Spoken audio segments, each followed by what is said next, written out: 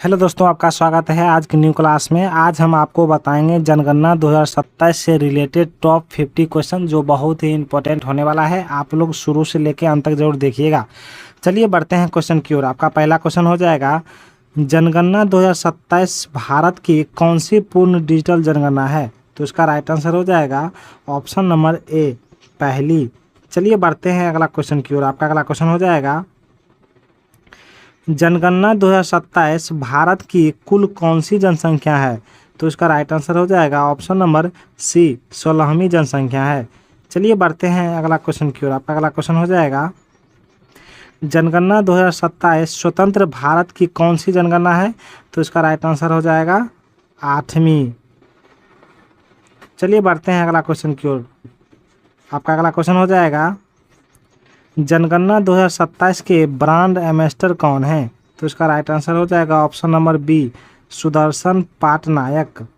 चलिए बढ़ते हैं अगला क्वेश्चन की ओर। आपका अगला क्वेश्चन हो जाएगा, जनगणना 2027 का शुभांकर क्या है? तो इसका राइट आंसर हो जाएगा ऑप्शन नंबर बी, प्रगति और विकास। चलिए बढ़ते हैं अगला क्वेश्चन की ओर। आपका अगला क्वेश्चन हो जाएगा, प्रगति किसका प्रतिनिधित्व करती है? प्रगति ऑप्शन नंबर बी, महिला जननायक का प्रतिनिधि करता है। इसका राइट आंसर हो जाएगा ऑप्शन नंबर बी हो जाएगा।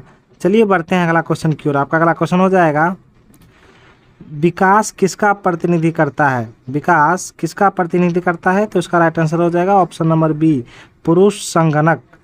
चलिए बढ़ते हैं अगला क्वेश्चन की ओर। आपका अगला क्वेश्चन हो जाएगा, मार्च 2026 में शुभांकरों का अनावरण किसने किया? तो इसका राइट आंसर बी हो जाएगा, अमित शाह ने।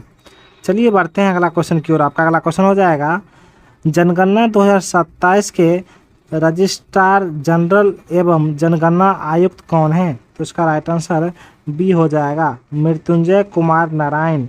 चलिए बढ़ते हैं अगला क्वेश्चन की ओर। आपका अगला क्वेश्चन हो जाएगा, जनगणना 2027 कितने चरणों में आयोजित होगी? तो इसका राइट आंसर बी हो जाएगा, 2 चरणों में। चलिए बढ़ते हैं अगला क्वेश्चन की ओर। आपका अगला क्वेश्चन हो जाएगा, पहला चरण कब शुरू होगा? तो जनगणना 2027 का पहला चरण ऑप्शन नंबर सी हो जाएगा, 1 अप्रैल 2026 को चालू हुआ। चलिए बढ़ते हैं अगला क्वेश्चन की ओर। आपका अगला क्वेश्चन हो जाएगा, पहला चरण कब तक चलेगा? तो इसका राइट आंसर हो जाएगा ऑप्शन नंबर बी, 30 सितंबर 2026 तक चलेगा। चलिए बढ़ते हैं अगला क्वेश्चन की ओर। आपका अगला क्वेश्चन हो जाएगा, पहला चरण किस पर केंद्रित है? तो पहला चरण जो है जनगणना का मकान सूचीबद्ध से चालू होगा। चलिए बढ़ते हैं अगला क्वेश्चन की ओर। आपका अगला क्वेश्चन हो जाएगा, दूसरा चरण कब प्रस्तावित होगा? तो दूसरा चरण जो है फरवरी 2027 में प्रस्तावित होगा। चलिए बढ़ते हैं अगला क्वेश्चन की ओर। आपका अगला क्वेश्चन हो जाएगा, दूसरा चरण किस पर केंद्रित है? तो दूसरा चरण जनसंख्या सूचीकरण के आधारित है। चलिए बढ़ते हैं अगला क्वेश्चन की ओर। आपका अगला क्वेश्चन हो जाएगा, जनगणना 2027 में कुल कितने प्रश्न पूछे जाएंगे? तो इसका राइट आंसर सी हो जाएगा, कुल 33 प्रश्न पूछे जाएंगे। इसका राइट आंसर सी हो जाएगा। चलिए बढ़ते हैं अगला क्वेश्चन की ओर। आपका अगला क्वेश्चन हो जाएगा, स्वगणना पोर्टल का नाम क्या है? तो इसका राइट आंसर बी हो जाएगा, सेल्फ इनुमेरेशन पोर्टल। चलिए बढ़ते हैं अगला क्वेश्चन की ओर। आपका अगला क्वेश्चन हो जाएगा, घर घर डेटा संग्रह हेतु कौन सा ऐप लॉन्च किया गया है? तो इसका राइट आंसर बी हो जाएगा, हेलो ऐप। चलिए बढ़ते हैं अगला क्वेश्चन की ओर। आपका अगला क्वेश्चन हो जाएगा, हेलो का पूरा नाम क्या है? तो इसका राइट आंसर ए हो जाएगा, हाउस लिस्टिंग ऑपरेशन। चलिए बढ़ते हैं अगला क्वेश्चन की ओर। आपका अगला क्वेश्चन हो जाएगा, DLM का पूरा नाम क्या है? DLM का पूरा नाम हो जाएगा option number A, digital layout map. चलिए बढ़ते हैं अगला क्वेश्चन की ओर। आपका अगला क्वेश्चन हो जाएगा, क्या लिव इन रिलेशनशिप वाले जोड़ों को विवाहित माना जाएगा? तो इसका राइट आंसर ए हो जाएगा, हाँ। इसका राइट आंसर ए हो जाएगा, हाँ। चलिए बढ़ते हैं अगला क्वेश्चन की ओर। आपका अगला क्वेश्चन हो जाएगा, 1931 के बाद पहली बार किस जनगणना में जाति जनगणना शामिल की गई? तो इसका राइट आंसर सी हो जाएगा, 2027। चलिए बढ़ते हैं अगला क्वेश्चन की ओर। आपका अगला क्वेश्चन हो जाएगा जनगणना 2027 की आधिकारिक वेबसाइट क्या है? तो इसका राइट आंसर ए हो जाएगा जैनजीन इंडिया .गवर्नमेंट इन। चलिए बढ़ते हैं अगला क्वेश्चन की ओर। आपका अगला क्वेश्चन हो जाएगा जनगणना किस अधिनियम पर आधारित है? जनगणना जो है ऑप्शन नंबर ए हो जाएगा जनगणना अधिनियम 1948 पर आधारित है।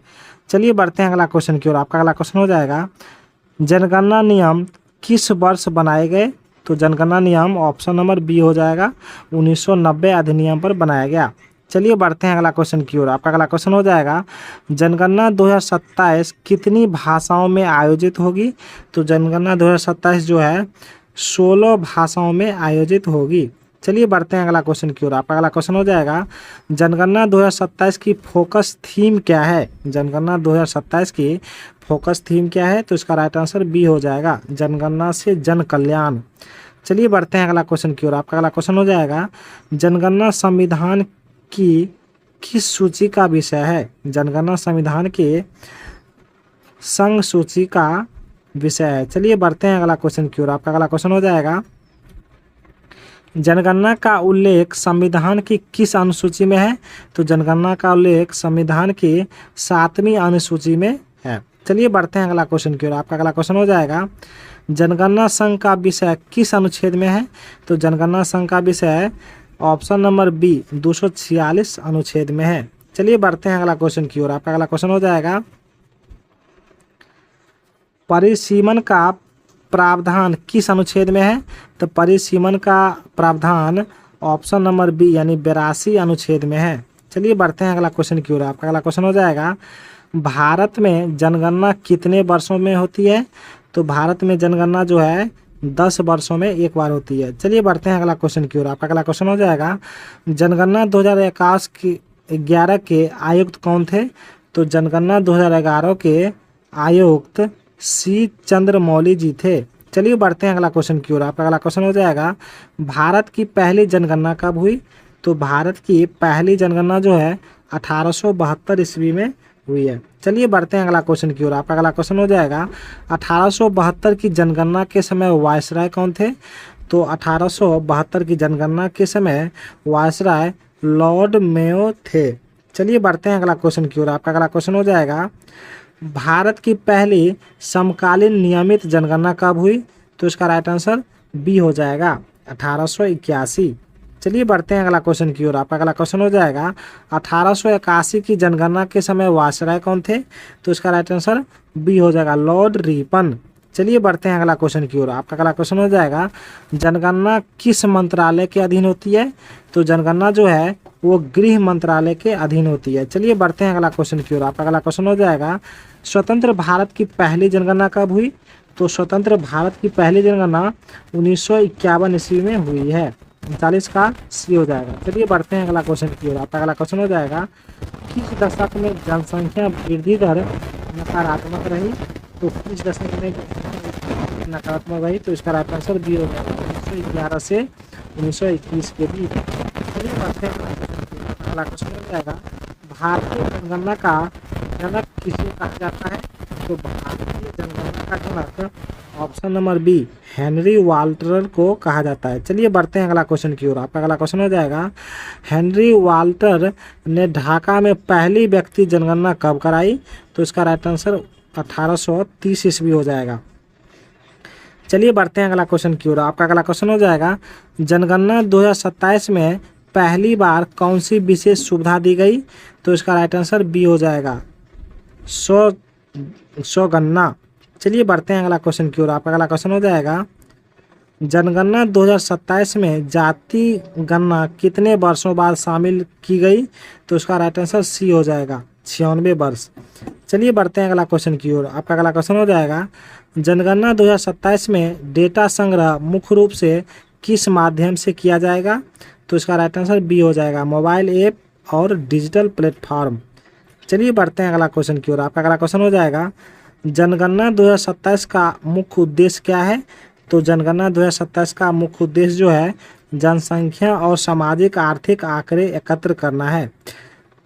चलिए बढ़ते हैं अगला क्वेश्चन की ओर। आपका अगला क्वेश्चन हो जाएगा जनगणना 2027 में एकत्रित जानकारी का उपयोग करके किसके लिए किया जाता है? तो इसका राइट आंसर ए हो जाएगा, सरकारी योजना के निर्माण हेतु। चलिए बढ़ते हैं अगला क्वेश्चन की ओर। आपका अगला क्वेश्चन हो जाएगा, भारत में जनगणना कराने की जिम्मेदारी किस संगठन की होती है? तो इसका राइट आंसर सी हो जाएगा, भारत के रजिस्ट्रार जनरल एवं जनगणना आयुक्त कार्यालय। चलिए बढ़ते हैं अगला क्वेश्चन की ओर। आपका अगला क्वेश्चन हो जाएगा, जनगणना 2027 के अनुसार निम्न में कौन सा चरण पहले पूरा किया जाएगा? तो इसका राइट आंसर बी हो जाएगा, मकान सूचीकरण।